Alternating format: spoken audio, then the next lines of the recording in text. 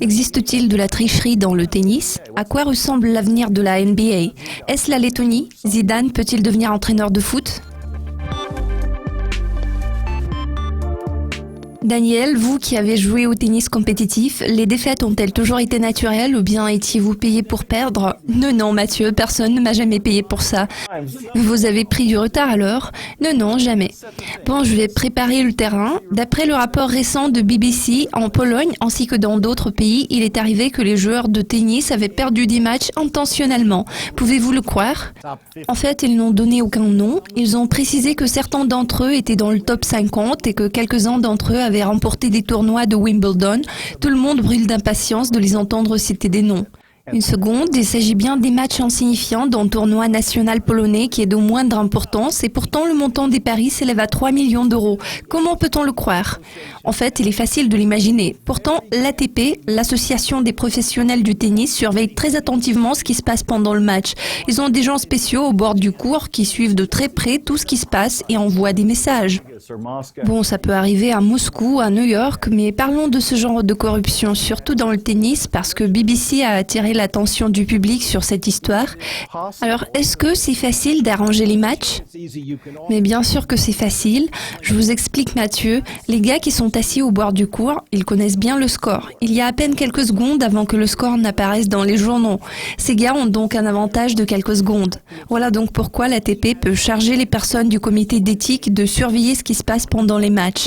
Pourtant, s'il s'agit d'un petit tournoi, il est très difficile de tout contrôler.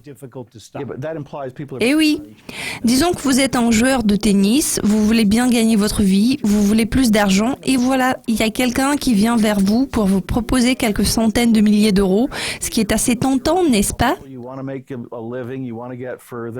And someone comes you at 200,000 euros, it's tempting, isn't it? Et oui, je dirais que le tennis est l'un des sports les plus faciles pour placer des paris et pour arranger les matchs, car il n'y a que 2 joueurs dans un match de simple. Alors l'un des 2 gars lance la balle et vous pouvez déjà faire de l'argent.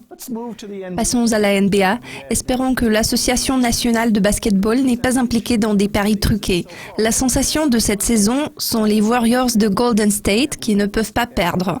Ils ont même gagné contre les Cavaliers de Cleveland. Que pouvez-vous dire sur votre joueur préféré, Kristaps Porzingis de la Lettonie? Mon joueur préféré? Oui, c'est vrai parce que je suis un grand fan de Knicks. Son jeu est super. Il crée des merveilles pour Knicks. L'année dernière, ils ont perdu 17 matchs. Ils ont déjà pris de l'avance cette année. Il a été beaucoup critiqué, voire hué avant, lorsqu'il était classé 4e. Et maintenant, la ville qui le huait fait de lui un vrai héros. Tout à fait. On le huait à New York et maintenant, il n'est pas rare de voir des New-Yorkais partir en vacances en Lettonie pour voir où il a grandi, où il a appris à jouer, etc. Pourquoi est-il si vénéré en fait? Il mesure 2,21 m. Il est vraiment très grand. En plus, il a un excellent toucher de balle. Il est un excellent tireur. Il sait très bien jouer. Il a quitté la Lettonie à l'âge de 15 ans pour jouer en Espagne. Il possède d'énormes compétences. Il est aussi une personne adorable. Vous le trouvez adorable parce qu'il vit avec sa maman et parce qu'il est gentil? Non, je le trouve assez sympa parce qu'il parle très bien l'anglais, il est très poli. En règle générale, les jeunes joueurs sont souvent chahutés par des joueurs plus âgés et plus expérimentés et il faut dire que les autres joueurs l'apprécient beaucoup. Je crois que c'est lui l'ingrédient secret du futur succès de New York Knicks. Ok, pour en finir avec cette question, je vous propose de choisir entre Steph Curry, LeBron James et Kristaps Porzingis. Lequel de ces 3 choisiriez-vous pour construire votre franchise? Pour ma franchise, je choisirais Porzingis. Si c'est pour aujourd'hui, je pourrais choisir Steph Curry ou bien LeBron, mais lui, c'est l'avenir. Et vous êtes loin d'ignorer, Mathieu, que Madison Square Garden à New York est la Mecque du basketball mondial. Et lui, il a réussi à exciter la foule. Bon, Daniel, New York a été la Mecque en 1973. Beaucoup de choses ont changé depuis lors. Maintenant, parlons de Zidane. À votre avis, peut-il être entraîneur de foot au niveau de championnat du monde? Je crois qu'il est difficile de juger si un ancien grand joueur peut devenir un grand entraîneur. Historiquement, la plupart des grands entraîneurs de foot n'ont pas été de grands joueurs au passé. Là, il faut voir si son charisme et son talent peuvent être transmis à d'autres joueurs. Évidemment, il est respecté par tous les joueurs, mais dans ce cas, nous devrons attendre pour voir. Ma toute dernière question, souvenons-nous de la réaction de Nadal, alors Zidane ou pas? Je crois qu'il est vraiment en difficulté, il n'a pas l'air d'être excellent. Je ne crois pas que ce soit de sa faute, mais je pense que les autres joueurs obtiennent de meilleurs résultats.